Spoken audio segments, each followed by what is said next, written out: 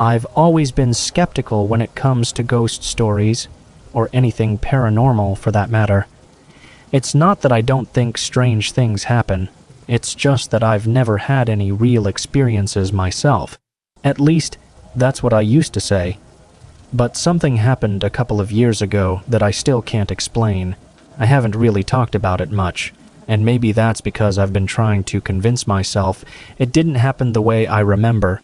But every time I close my eyes, it comes back, and the more I think about it, the more real it feels.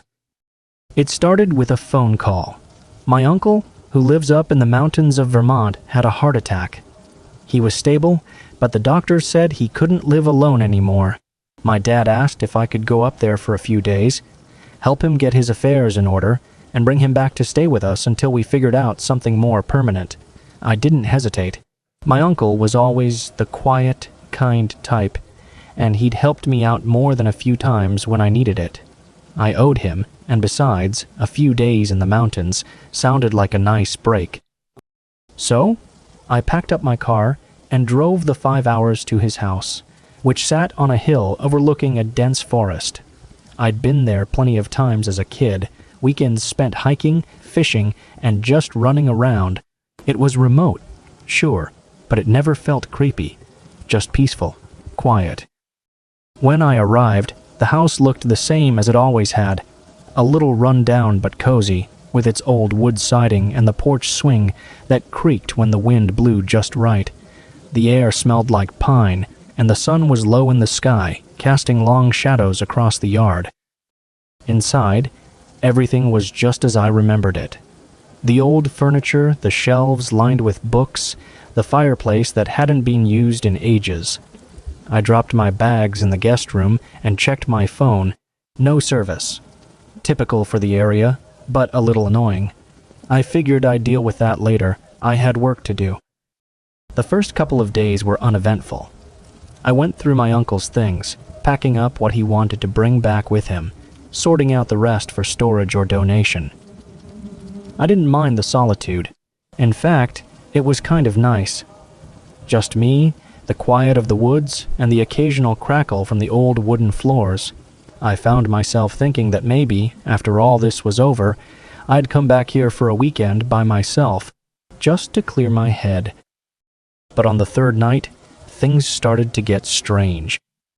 It was around midnight, and I was in bed, half asleep. The house was quiet, no wind, no creaking, just silence, and then I heard it. A knock. At first I thought it was a dream, but then it came again. A slow, deliberate knock on the front door.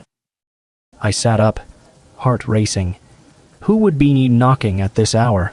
I waited, hoping it would stop, but it didn't. Another knock, then another, each one louder than the last.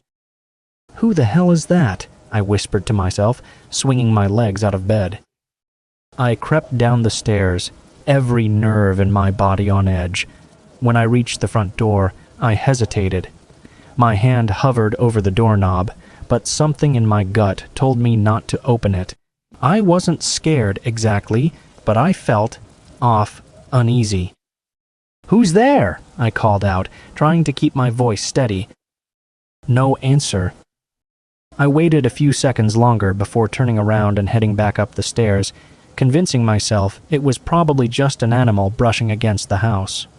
But the second I stepped into the hallway, the knock came again, louder this time, almost angry. I froze. The hair on the back of my neck stood up. This wasn't an animal. This was someone or something. I turned back toward the door, my heart pounding in my chest.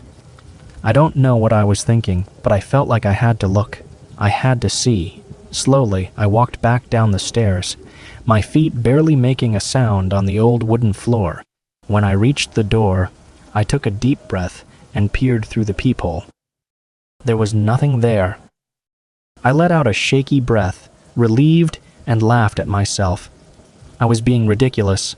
It was probably just the house settling, or maybe a tree branch. I was about to turn away when something caught my eye. At the edge of the yard, just beyond the light from the porch, I saw a figure. It was hard to make out, just a shadow really, but it was there. Tall, thin. Standing perfectly still, my heart dropped into my stomach. "Who's there?" I called out again, louder this time. The figure didn't move. I stood there staring, waiting for something to happen. After what felt like an eternity, the figure turned and walked into the woods, disappearing into the darkness. I slammed the door shut, locked it, and backed away, my mind racing. What the hell was that? A person? An animal? I didn't know, but I wasn't about to stick around to find out. I grabbed my phone, hoping I could at least get a signal to call someone, but of course, nothing. No service. Just my luck. The next morning, I tried to convince myself it had all been a bad dream. I hadn't been sleeping well, the isolation was getting to me, and my imagination was running wild, but deep down, I knew what I saw, and I wasn't about to stick around for another night. I spent the day finishing up my work, packing up my uncle's things as fast as I could. By the time evening rolled around, I was ready to leave, but as I loaded the last box into the car, I felt that same unease creeping up on me, the same feeling I'd had the night before. I glanced toward the edge of the yard, half expecting to see the figure again, but there was nothing. Just the trees swaying gently in the breeze. I shook it off, telling myself I was just being paranoid, and headed inside to grab my bags. But as I reached the front door, I heard it again. The knock. This time, it was harder, more forceful, like someone was trying to break down the door. My heart raced, and I turned, looking through the window. But there was no one there, no figure, no shadow, just the trees. I backed away from the door, trying to steady my breathing. My mind was racing, every rational part of me screaming to get out of there, but I couldn't move. I was frozen. And then, the knock came again, louder, closer. I didn't wait to see what happened next. I grabbed my bags, ran out the back door, and didn't look back. As I drove away, I glanced in the rearview mirror, half expecting to see that figure standing in the yard, watching me leave. But there was nothing. Just the house, fading into the distance. For a while, I didn't talk about it.